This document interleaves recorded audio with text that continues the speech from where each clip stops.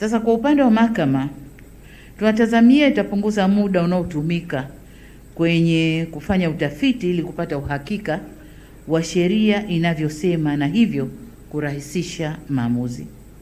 Lakini zaidi ya hapo, juzuu hizi za sheria zilizorekebishwa ni muhimu sana katika kuongeza uwazi na kuzidi kujenga imani ya wananchi kwa serikali yao.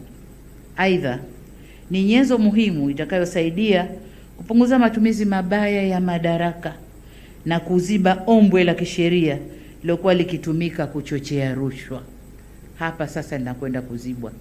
Ile tazama kule, tazama kule, tazama kule, engineering ya kisheria ili mtu apate ombwe la kupenyeza yake, sasa hakuna.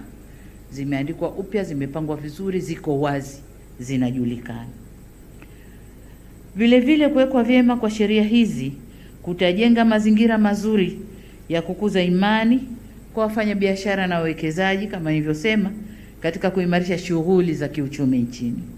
Sheria hizi zikipatikana kwa urahisi na zikifahamika vyema na wananchi, zitapunguza uwezekano wa kutenda makosa kwa kisingizio cha kutojua sheria.